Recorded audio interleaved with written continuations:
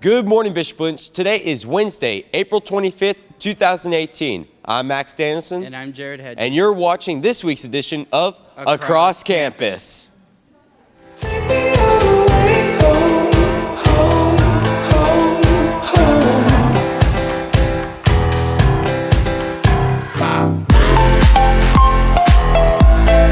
Take me away, home, home, home, home.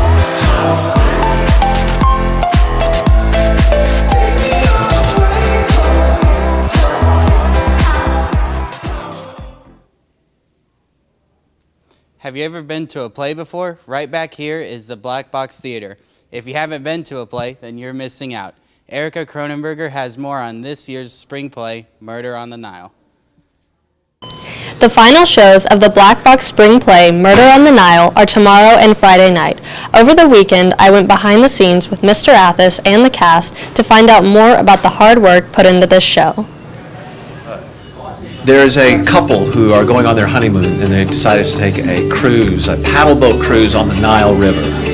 So this is where this play takes place. It's on the observation deck of a paddle boat on the Nile River. So it's sort of open air. Everyone can see what's going on from up there. And so there's a cover on the top to keep the sun off everybody. Well, the only problem is this couple that got married, the guy who married his wife, well, he was engaged to his wife's best friend before he married her. And so what ends up happening is that best friend follows them around on their honeymoon and has been threatening that she's going to get them back in some way or another. My character is an Austrian doctor named Dr. Besner. He's on this cruise for relaxation purposes, going down the Nile, and because he's very interested in history. He has some interesting secrets about him that are revealed later in the play, and it becomes quite useful later in the play after the murder happens. Okay, so I play Captain McNaught, and basically what I do is I just kind of inform everyone that no one could have possibly come onto the ship, like no one could have come from the shore, and that whoever killed this person was on the boat originally. I'm pretty much in charge of, along with some other stage managers, of moving sets on and off of the stage and rearranging props like guns. I'm in charge of all the guns. These are obviously fake, we're not using real guns in the play, but they have blanks in them, and when I pull the trigger, it'll make a sound effect. We keep all the guns under lock and key, so nobody gets their hands on them. And yeah, that's pretty much my duty as stage manager. What would you say was the most fun part of this character? The German accent, bit of it. Learning actually how to do a German accent. I'd say the accent. The accent is really fun. It was at first when I was first cast, and that I had to Mr. Athos said, you have to do a Scottish voice. I'm like, okay, that seems pretty easy, but it was not. It was really hard to do, and especially with because it's more at the back of the throat and more like rolling R's and things like that. What would you say is the hardest part? Probably staying focused backstage, because we have a lot of downtime in between set changes, and you can really get lost in just doing nothing backstage, and you can forget things, so you have to be sure you're focused on that. Play is a gigantic problem that has to be solved every day, fresh, anew. Even the problems that you've solved before have to be solved again, and the new ones arrive. So there's a lot that goes into a production, and nothing is ever purely or completely taken care of. We start over.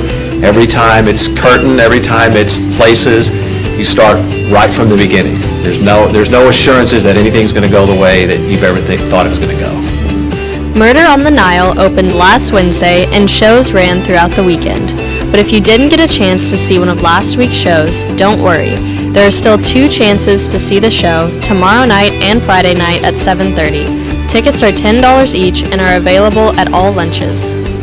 So do you think the audience will be surprised by the outcome? Oh yes, definitely. I know when I was reading it, I was really intrigued at who committed the murder, and It's fun to always when we come off the stage afterwards and meet the audience, and they say, "Oh, I thought it was this person," or "I thought it was this person." How I didn't know it'd be them. I didn't think about that. Little things like that. Yeah, our audiences are very surprised by the outcome. Not only the accomplishment of the students to be able to create these characters and to stay in character in this play where the audience is just 4 or 5 feet away from you. But the plot twists and the things that happen, the audiences are leaving very thrilled and excited by what they're seeing and experiencing. So why should people come see the show? Well, first off, it's an amazing show. It's just amazing in every way how like we can all like just pull this together, and it's just an amazing show. And also like there's a lot of like really cool jump scares, and it's a great way to just see your friends do what they love. We would like to thank Mr. Athos and the cast and crew for all the hard work they have put into this show, and make sure to come out and support the Blackfriars Guild with their final 2 performances tomorrow and Friday night. This has been Erica Cronenberger reporting for Across Campus. And now, here is a brand new segment called Education. Check it out. With the constant barrage of current events in the modern world, it can be quite difficult to keep up with what's going on. That's why, in this new segment, I will be attempting to condense a news story into something that is both easily understandable and leaves you to your own discussions. I am Edward Brady, and this is the first episode of Education. Episode 1, Cybersecurity and the Facebook Data Breach. Cybersecurity is a measure taken to protect a computer or a computer system against unauthorized access or attack. This is possibly one of the most important topics of discussion in the 21st century. With 81% of Americans owning a social media profile in 2017, according to Statista, the amount of people at risk when cybersecurity measures fail is higher than ever. One of the most covered news stories concerning cybersecurity in recent memory is the Cambridge Analytica Facebook data breach. According to the New York Times, Cambridge Analytica in 2014 harvested private information from the Facebook profiles of more than 50 million users without their permission. This makes it one of the largest data leaks in the social network's history. According to The Guardian, by late 2015, Facebook had found out that the information had been harvested on an unprecedented scale. However, at the time, it failed to alert users and only took limited steps to recover and secure the private information of more than 50 million individuals. However, copies of the harvested data still exist online. In 2018, Facebook publicly announced that the data had been harvested, and CEO Mark Zuckerberg announced that the breach could have affected 87 million users. The company that harvested the data, Cambridge Analytica, is a London-based company that helps businesses and political groups change audience behavior. This is not the first time Cambridge Analytica has come under fire. According to Daily Nation, the executives boast that Cambridge Analytica and its parent company, Strategic Communications Laboratories, has worked in more than 200 elections across the world, including Nigeria, Kenya, the Czech Republic, India, and Argentina. In a statement released shortly before the Zuckerberg Senate hearings, Cambridge said that they did not hack Facebook. Cambridge Analytica did not illegally or inappropriately collect or share data with anybody else. Cambridge Analytica has not broken FEC regulations. On April 10th and 11th, Facebook CEO Mark Zuckerberg testified to the Senate over concerns about the data breach and Facebook's control over personal user data. When asked how it happened, he said that people chose to share information with an app developer. That information was then transferred out of Facebook's system to the servers at the developer, Alexander Kogan. He then chose to go and sell the data to Cambridge Analytica. He also said that Facebook does collect data on people who are not signed up for Facebook for security purposes. Notably, he had no response when asked how a non-Facebook member could remove information without signing up for the service. During the hearings, Zuckerberg made a distinction between 2 types of Facebook data. The first type is user-submitted data. These are the photos and posts a user makes on the site, and according to Zuckerberg, everyone has control over every single time that they go to share that. They can delete that data anytime they want. They have full control over the majority of the data. The second category is specific data that Facebook collects in order to make the advertising experience better. This measures what types of ad a person clicks on to judge the likely interests of the person to make ads more relevant for users and more successful for advertisers. He noted that users have complete control of that data, as they can turn off the ability for Facebook to collect the data. However, the ads will get worse, so few people use the option. During the hearings, Zuckerberg announced that Facebook is investigating every single app that had access to a large amount of information in the past, and if they find someone that improperly used the data, they are going to ban them from Facebook and tell everyone affected. When asked about Cambridge Analytica specifically, he proclaimed that Facebook will do a full audit of all of Cambridge Analytica's systems to understand what they're doing, whether they still have any data, and they make sure that they remove all of the data. If they don't, Facebook will take legal action against them to do so. However, the audit has temporarily ceased in order to let the UK government complete their government investigation first, because government investigation takes precedence over a company doing that. But Facebook is committed to completing the full audit and getting to the bottom of what is going on. Despite public opinion on the hearings being mixed, the testimonies had favorable results. According to Reuters, Facebook shares closed up 0.78% on Wednesday after rising 4.5% on Tuesday. Over the 2 days, the value of Zuckerberg's stake in the company grew about $3 billion. I hope you were able to take something away from this and maybe start your own discussions. This has been Edward Brady reporting for Across Campus.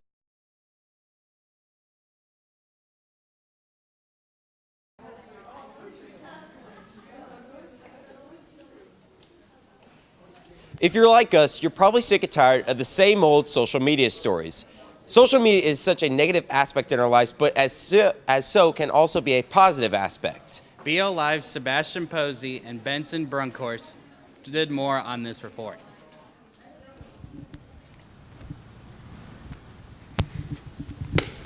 Hey, that thing can be dangerous, man. Aren't you aware of the effects of social media? No! How on earth am I supposed to know that?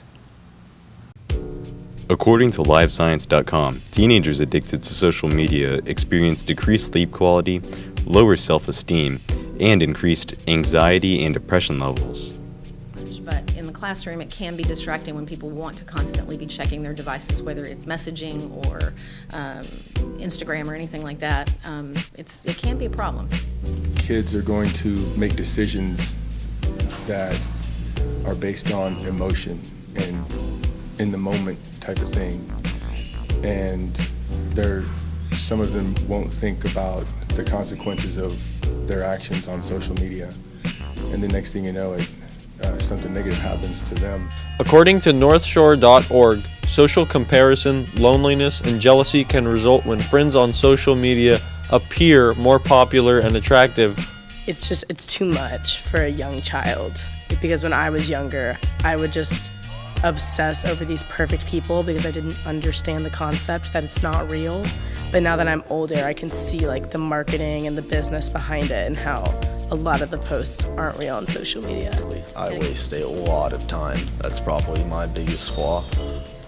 If one communicates primarily through social media, their ability to communicate directly with others decreases.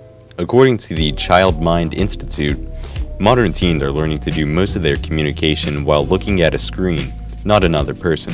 Me not actually experiencing what's in front of me, like nature or socializing in person.